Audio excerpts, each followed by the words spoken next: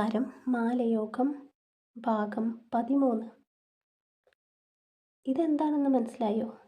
നിമിഷയുടെ നോട്ടം അതിലേക്ക് ഉറപ്പിച്ചു. എങ്കിലും അവൾക്ക് ആ വസ്തു എന്താണെന്ന് മനസ്സിലായില്ല. ഇതാണ് പ്രഗ്നൻസി ടെസ്റ്റ് കിറ്റ്.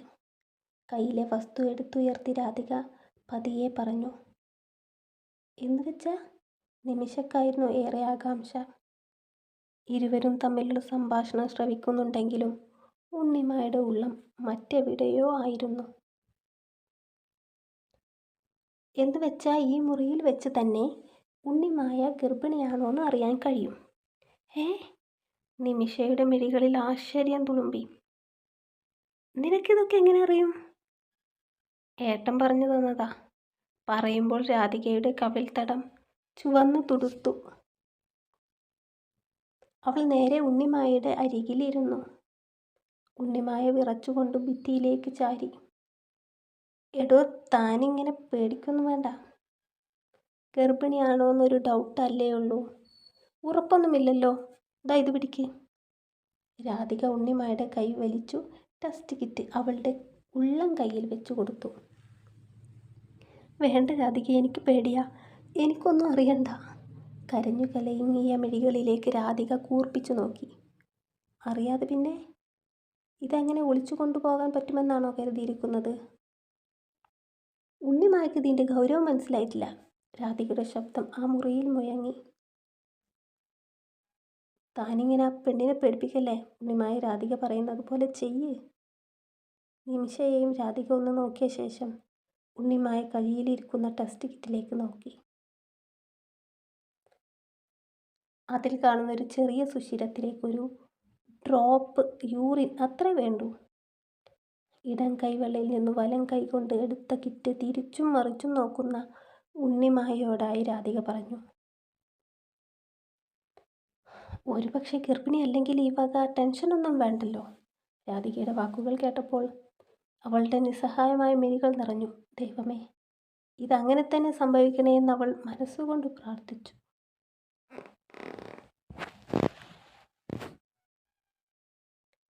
മണ്ണുകൊണ്ട് തേച്ചു മിനുക്കിയ കുടിലിൻ്റെ ചെറുമുറിയിൽ താഴെ കിടക്കുന്ന വിരിച്ച പായയിൽ കമിഴ്ന്നു കിടക്കുകയാണ് കവിത. തലയിണയിൽ മുഖം പൂഴ്ത്തി കിടന്നു അവൾ മിഴികൾ വാർത്തു. അവളുടെ മിഴിനീർ കണങ്ങൾ മഴത്തുള്ളി പോലെ ഒഴുകി ഒലിച്ചു. എത്ര നേരമായി ഇങ്ങനെ കിടക്കാൻ തുടങ്ങിയിട്ടെന്നറിയില്ല. കണ്ണീരാൽ തലയിണ നനഞ്ഞിരുന്നു. മോളെ, മതി കിടന്നത്, എഴുന്നേൽക്ക്.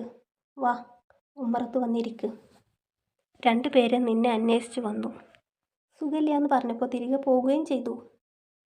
സുചിത്ര ആവും വിധം അവളെ സമാധാനിപ്പിച്ചു. അമ്മക്കെങ്ങനെ ഇതൊക്കെ ഇത്ര നിസ്സാരമായിട്ട് കാണാൻ കഴിയുന്നു? ആ നാശത്തിനെ ഇങ്ങോട്ട് കയറ്റരുതെന്ന് ഞാൻ എത്ര വട്ടം അമ്മയോട് പറഞ്ഞു. എന്നിട്ടമ്മ കേട്ടോ? ഞാൻ പോവുകയാണ് ഇങ്ങോട്ടേലും. കവിതയുടെ വാക്കുകളിൽ ശൗര്യമുണ്ടായിരുന്നു. ഇനി അവൻ്റെ കാലടികൾ ഈ വീടിൻ്റെ പടിയിൽ പതിയില്ല. ഇത് അമ്മയുടെ വാക്കാ, സുചിത്ര ഉറപ്പിച്ചു പറഞ്ഞു. എന്താ അമ്മയും മോളും തമ്മിലൊരു കുശകുശപ്പ്? സുനിത ഇരുവരും ഇരിക്കുന്ന മുറിയിലേക്ക് എത്തി നോക്കി. കരഞ്ഞു കലങ്ങിയ കണ്ണുകളോടെ കവിത ഇരിക്കുന്നത് കണ്ട് ശങ്കയോടെ സുനിത അവളെ നോക്കി. നീ എന്തിനാ കരയുന്നേ? നിന്റെ ആരെങ്കിലും ചത്തോ? ഇതും പറഞ്ഞ് സുനിത ഉറക്കെ ചിരിച്ചപ്പോൾ ഇപ്പം എങ്ങനെയുണ്ടെന്ന മട്ടിൽ കവിതയും സുചിത്രയും പരസ്പരം നോക്കി. രാധികയും നിമിഷയും ഉണ്ണിമായ്ക്ക് വേണ്ടിയുള്ള കാത്തിരിപ്പിലാണ്. യൂറിൻ ഡ്രോപ്പ് ഒഴിച്ചാൽ പ്രഗ്നൻ്റ് ആണെന്ന് എങ്ങനെ അറിയും? നിമിഷയ്ക്ക് സംശയം ഇനിയും വിട്ടിട്ടില്ല. പോസിറ്റീവ് ആണെങ്കിൽ അഥവാ ഗർഭിണിയാണെങ്കിൽ അതിലെ ചെറിയ സ്ക്രീനിൽ ഇപ്പോഴുള്ള ചുവന്ന വരക്കരിയിൽ മറ്റൊരു ചുവന്ന വര തെളിയും. രാധിക പറഞ്ഞു നിർത്തി.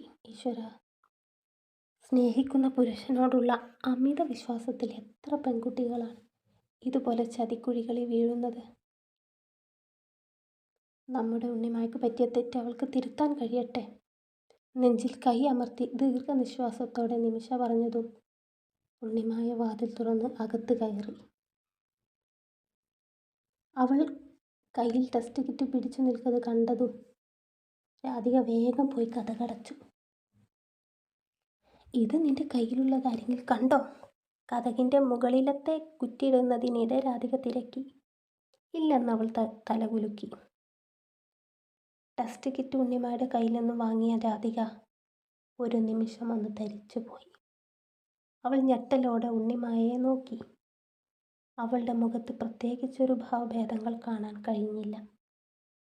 കാരണം എന്താണെന്ന് ആ ടെസ്റ്റിലുള്ളതെന്ന് അവൾക്കറിയില്ലായിരുന്നു. നിമിഷ ഓടി വന്ന് ടെസ്റ്റ് കിറ്റ് നോക്കിയതും അവളുടെ മിഴികളിൽ ഇരുട്ട് കയറിയിരുന്നു. 2 വരകൾ. നിമിഷയുടെ അധരങ്ങൾ അറിയാതെ മന്ത്രിച്ചു.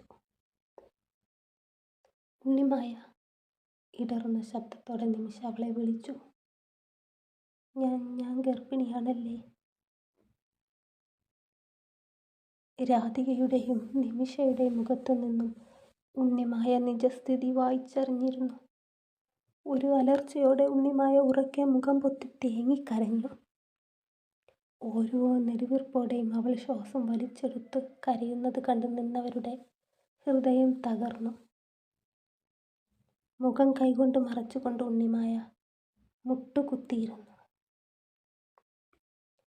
കണ്ണീർ അവസാനിച്ച കണ്ണുകളിൽ നിന്നും വീണ്ടും കണ്ണുനീർ വീണൊഴുകി. അവളുടെ ഹൃദയം കഠിനവ്യഥയാൽ പിടഞ്ഞു. എന്ത് സംഭവിക്കരുതെന്ന് മനസ്സിൽ മനമുരുകി പ്രാർത്ഥിച്ചുവോ, അത് തന്നെ നടന്നിരിക്കുന്നു. ഇത് സ്വപ്നമല്ല, യാഥാർത്ഥ്യം. ഇനി എന്ത്? എങ്ങനെ?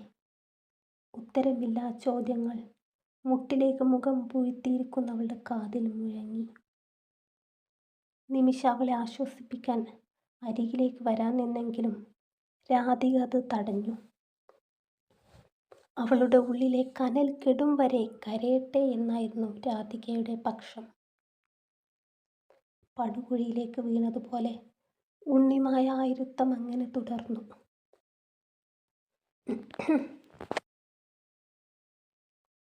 ഉണ്ണിമായെ ബസ്സിൽ സുരക്ഷിതമായ ഒരിടത്ത് ഇരുത്തിയതിന് ശേഷം നിമിഷയും രാധികയും ബസ്സിൽ നിന്നിറങ്ങി. പോകാൻ നേരം നിമിഷ അവളുടെ കയ്യിൽ പിടിച്ചിരുന്ന നാരങ്ങ ഉണ്ണിമയുടെ ഉള്ളം കയ്യിൽ വെച്ച് കൊടുത്തു. എത്രത്തോളം ഫലപ്രദമാണെന്നറിയില്ല. കുറച്ചു നേരമെങ്കിലും ഛർദ്ദിക്കാതിരിക്കാൻ കഴിഞ്ഞെങ്കിലോ. ഉണ്ണിമയുടെ വാടിത്തളർന്ന മുഖത്ത് അവൾ പതിയെ തലോടി. ബസ്സിൽ നിന്നിറങ്ങി രണ്ടാളും ഉണ്ണിമായ ഇരിക്കുന്ന വിൻഡോ സീറ്റിൻ്റെ അരികിൽ വന്നു നിന്നു. ഞാൻ കാരണം നിങ്ങൾക്ക് 2 പേർക്കും ബുദ്ധിമുട്ടായല്ലേ? പറയുമ്പോൾ ഉണ്ണിമായുടെ സ്വരം ഗദ്ഗതം വന്ന് മൂടിയിരുന്നു. അത്തരത്തിലുള്ള ഭാരിച്ച ചിന്തകളൊന്നും വേണ്ട. അഴികളിൽ വെച്ച ഉണ്ണിമായുടെ കൈയിൻ്റെ മുകളിൽ രാധിക അവളുടെ കൈവച്ചു. വലിയൊരു ചേർത്ത് നിർത്തൽ ആ പ്രവൃത്തിയിലൂടെ ഉണ്ണിമായ്ക്ക് അറിയാൻ കഴിഞ്ഞിരുന്നു. എത്തിയിട്ട് എൻ്റെ നമ്പറിലേക്ക് വിളിക്കണം. നിമിഷ പറയുന്നത് കേട്ട് അവൾ അനുസരണയോടെ തലയാട്ടി. കവിത അല്ലാതെ ഇന്നോളം തന്നെ ചേർത്ത് നിർത്താനും മനസ്സിലാക്കാനും മറ്റൊരു കൂട്ടുകാരുണ്ടായിട്ടില്ല എന്ന് ഉണ്ണിമായ ഓർത്തു. യാത്രയിൽ ബസ്സിൻ്റെ വിൻഡോയുടെ കമ്പിയിൽ തലചായ്ച്ച് കിടക്കുമ്പോൾ വിഷ്ണുവിൻ്റെ കൂടെയുണ്ടായ ആ രാത്രി ഓർത്തവൾ വിതുമ്പി. ഇടയ്ക്കെപ്പോഴോ ഓക്കാനിക്കാൻ തോന്നിയപ്പോൾ അവൾ കയ്യിലെ നാരങ്ങ മണപ്പിച്ചുകൊണ്ട് ആശ്വാസം കണ്ടെത്തി. പിന്നീടുള്ള സമയത്തേക്ക് ഉറക്കത്തിൽ വഴുതി വീണത് കൊണ്ട് ഉണ്ണിമായ്ക്ക് ഭാഗ്യമായി. വലിയൊരു ബെല്ലടി കേട്ടതും അവൾ മിഴികൾ പതുക്കെ തുറന്നു. ഉറക്കത്തിൻ്റെ ആലസ്യം വിട്ടുമാറാത്തത് കൊണ്ട് തന്നെ കൺപോളകൾക്ക് വേദന തോന്നി. കാഴ്ചകൾ മങ്ങിയത് തെളിച്ചമായിക്കൊണ്ടിരുന്നു. കണ്ണൊന്ന് തിരുമ്മി പുറത്തേക്ക് നോക്കുമ്പോൾ കണ്ട കാഴ്ച തൻ്റെ നാടായിരുന്നു. ഇരുട്ട് വീണ് തുടങ്ങുന്നേയുള്ളൂ. ആരോടും പരിഭവമില്ലാതെ സൂര്യൻ പടിയിറങ്ങുന്ന വേളയിൽ കുങ്കുമച്ചോലയിൽ മുങ്ങിയ പോലെ ആകാശം കുങ്കുമശോഭയിൽ നിൽക്കുന്നുണ്ട്. ഛർദിൽ തികട്ടി വന്നതും അവൾ യാത്രക്കാരെ വകഞ്ഞു മാറ്റി പുറത്തേക്കിറങ്ങി. മുന്നോട്ട് വേഗത്തിൽ കുതിച്ചതും ഇടവഴിയിൽ എത്തിക്കഴിഞ്ഞിരുന്നു. ഇടവഴിയിലൂടെ അല്പം നടന്നാൽ ഇലഞ്ഞിത്തറക്കാരുടെ വിശാലമായ പാടമാണ്. അത് കഴിഞ്ഞാണ് ഉണ്ണിമായയുടെ വീട്. ഛർദിൽ അധികമായി തോന്നിയത് ഉണ്ണിമായ ഇടവഴിയുടെ മൺമതിലിനോട് ചേർന്ന് നിന്ന് ഛർദ്ദിച്ചു. ജീവൻ പോകുന്നത് പോലെ തോന്നിയെങ്കിലും ഛർദ്ദിച്ചു കഴിഞ്ഞപ്പോൾ അവൾക്ക് ആശ്വാസം തോന്നി. പാടവരമ്പിലൂടെ നടന്ന് അമ്പലമതിലെത്തിയതും പൂക്കൾ കൊണ്ട് തീർത്ത മാലകൾ അമ്പലമതിലിൽ ചുറ്റും തൂക്കിയിരിക്കുന്നു. ആ കാഴ്ചകൾ കുറേ ദൂരം വരെയുണ്ട്. അമ്പലമുറ്റം നിറയെ തെളിഞ്ഞ വിളക്കുകളാണ്. അതെല്ലാം കുന്നിമണി ഗ്രാമത്തിൻ്റെ പ്രധാന ഉത്സവമായ തിരുവാതിര വരവേറ്റുകൊണ്ടുള്ള ഒരുക്കങ്ങളാണ്. മുമ്പിൽ കാണുന്ന കാഴ്ചകൾ ഉണ്ണിമായ്ക്ക് ഏറെ കുളിർമ നൽകുന്ന കാഴ്ചകളാണ്. എന്നാൽ ഇന്ന് ആ കാഴ്ചകൾ അവളെ ഉദാസീനയാക്കി. മനസ്സിൽ വലിയൊരു തീഗോളമുണ്ട്. ഓടിയൊളിക്കാൻ മറ്റൊരിടമില്ല, തണലാകാൻ മറ്റൊരു കരമില്ല. അതുകൊണ്ട് മാത്രം സ്വന്തം ജന്മനാട്ടിലേക്ക് തിരിച്ചോടി വന്നു. ധൃതിയിൽ വീട് ലക്ഷ്യമാക്കി നടക്കുമ്പോഴും മിഴികൾ നിറഞ്ഞൊഴുകി അവളത് അമർത്തി തുടച്ചു. വയറ്റിലൊരു കുഞ്ഞുണ്ടെന്ന യാഥാർത്ഥ്യം ഉള്ളിൽ തികട്ടി വരുമ്പോഴൊക്കെ ദേഹം തളരുന്നത് പോലെ തോന്നി അവൾക്ക്. വീട്ടുമുറ്റത്തെത്തുമ്പോഴും അമ്പലത്തിൽ നിന്നുള്ള നാമജപം കേൾക്കാമായിരുന്നു. അവൾ കയ്യിലുള്ള ബാഗ് തിണ്ണയിലേക്ക് എറിഞ്ഞു പടിക്കെട്ടിലേക്ക് മറിഞ്ഞു വീണു. ശബ്ദം കേട്ട് ഭാമിനി വന്ന് നോക്കുമ്പോൾ കണ്ടത് മുകളിലേക്ക് നോക്കി പടിക്കെട്ടിൽ തലചായ്ച്ചു ചെരിഞ്ഞു കിടക്കുന്ന ഉണ്ണിമായയെ ആയിരുന്നു. ഭാമിനി കൊണ്ടുകൊടുത്ത മൺകൂജയിൽ നിന്നും അവൾ വേണ്ടുവോളം വെള്ളം വായിൽ ഒഴിച്ചു കുടിച്ചു. താടക്ക് കയ്യും ഊന്നി ഭാമിനി അവൾക്കരികിൽ തന്നെ നിലയുറപ്പിച്ചിരുന്നു. ഇത്രയും വയ്യാതായിട്ടും നീ എന്നോടൊരു വാക്കുപോലും പറഞ്ഞില്ലല്ലോ. അറിയാത്ത നാട്ടിൽ പോയി ചത്തുപണിയെടുക്കാൻ നിന്നോടാരും പറഞ്ഞിട്ടില്ല.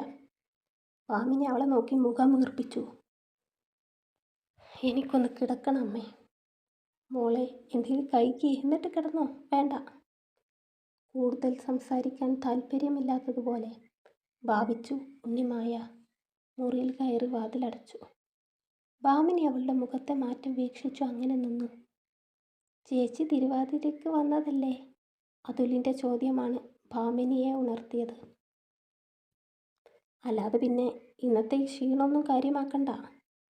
നാളെ നേരം പുലരും മുമ്പേ എടുത്തു തുള്ളി ഇവിടെ നിന്ന് പുറപ്പെടും ആ കവിതയുടെ തോളും തൂങ്ങി നടക്കാൻ. ഭാമിനി പല്ലിറുമി പറഞ്ഞുകൊണ്ട് അടുക്കളയിലേക്ക് പോയി. ഭക്ഷണം എടുത്തു വെച്ച് സുബ്ബലക്ഷ്മി നീര് മുട്ടിയ കാലുകൾ തടവി സോഫയിലിരുന്നു. കണ്ണാ, വാങ്ങോ, വന്ന് സാപ്പിട്. അവർ മുകളിലുള്ള മുറിയിലേക്ക് നോക്കി ഉറക്കെ വിളിച്ചു. പ്രതികരണം ഒന്നുമില്ലെന്നറിഞ്ഞതും പതിയെ എഴുന്നേറ്റ് കട്ടിയുള്ള മരപ്പിടിയിൽ പിടിച്ചു ഗോവണി കയറി. ഞാൻ മെയിൽ ചെയ്ത എല്ലാ ഫയലുകളും ഉണ്ണിമായ്ക്ക് നാളെ പ്രിൻ്റ് എടുത്ത് കൊടുക്കണം. വിഘ്നേഷ് ഫോണിലൂടെ ആജ്ഞാപിച്ചു. സാർ, ഉണ്ണിമായ ലീവിലാണല്ലോ. ആ വർക്ക് ഞാൻ ഫിനിഷാക്കിക്കോളാം സാർ. നിമിഷ വിറക്കുന്ന സ്വരത്തിൽ മറുപടി പറഞ്ഞു. ശരി, അവൾ എത്തിയിട്ട് എന്നെ അറിയിക്കണം. സുബ്ബലക്ഷ്മി അവൻ്റെ ഫോൺ സംഭാഷണം തീർന്നപ്പോഴേക്കും മുറിവാതിൽക്കലെത്തി. അമ്മ എന്തിനാ വയ്യാത്ത കാലും വെച്ച് ഇങ്ങോട്ട് കയറി വന്നത്? സാപ്പിടാമൽ ഇറക്കയാ? സുബ്ബലക്ഷ്മി വിഘ്നേഷിനെ നോക്കി മുഖം വീർപ്പിച്ചു. തുടങ്ങി അമ്മയുടെ തമിഴ് മലയാളത്തിൽ പറഞ്ഞില്ലെങ്കിൽ നമ്മൾ തമ്മിലുള്ള സംഭാഷണം കട്ട് ചെയ്യും കേട്ടോ. അവൻ കണ്ണുറുക്കി പറഞ്ഞതും സുബ്ബലക്ഷ്മി പുഞ്ചിരിയോടെ തലയാട്ടി. സമയമാകുമ്പോൾ ഞാൻ വന്ന് ഫുഡ് കഴിക്കുമല്ലോ അമ്മ വെറുതെ. അവൾ ഒന്നിങ്ങോട്ട് വന്നോട്ടെ. നിന്നെ ഉണ്ണാനും ഊട്ടാനും ഇനി ഞാൻ ഈ പടികൾ വലിഞ്ഞു കയറൂല. വിഘ്നേഷിൻ്റെ നെഞ്ചോട് ചേർന്ന് സുബ്ബലക്ഷ്മി ഗോവണിപ്പടി ഇറങ്ങി.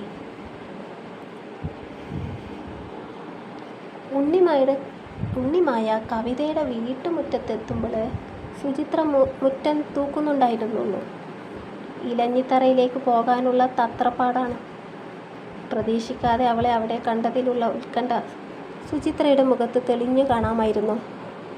ഉണ്ണിമായ അവരുടെ മുഖത്തേക്കൊന്ന് നോക്കി പതിയെ മുന്നോട്ട് നടന്നു. അകാരണമായ ഒരു ഭയം അവളുടെ ഉള്ളിൽ കിടന്നു നീറി. ഓ, തിരുവാതിരയ്ക്ക് നിങ്ങളുടെ ബാങ്കിനും അവധി ഉണ്ടാകും അല്ലേ? ഉച്ചം കലർന്ന സുചിത്രയുടെ ചോദ്യം അകത്തിരിക്കുന്ന കവിതയും കേട്ടിരുന്നു. 2 ദിവസമായി അവൾ മുറിവിട്ടൊന്നിറങ്ങിയിട്ട്. തങ്കപ്പൻ്റെ മുഖം ഓർക്കുമ്പോഴേ അയാളെ വെട്ടിയെറിയാനുള്ളത്ര അരിശം കവിതയുടെ ഉള്ളിൽ നിറഞ്ഞിരുന്നു. കവിത ഇവിടെ ഇല്ലേ? സ്വല്പം ഭയത്തോടെ ഉണ്ണിമായ സുചിത്രയ്ക്ക് അരികിലേക്ക് നീങ്ങി. അകത്തുണ്ട്. അവളെവിടെ പോവാനാ? എൻ്റെ കുട്ടി നാട്ടുകാർക്ക് കത്തിയുണ്ടാക്കിയും അതിൻ്റെ മൂർച്ച കൂട്ടിയും ജീവിച്ചു തീർക്കും. അവളുടെ അച്ഛൻ ജീവിച്ചിരിപ്പുണ്ടെങ്കിൽ ഞങ്ങൾക്ക് ഈ ഗതി വരില്ലായിരുന്നു.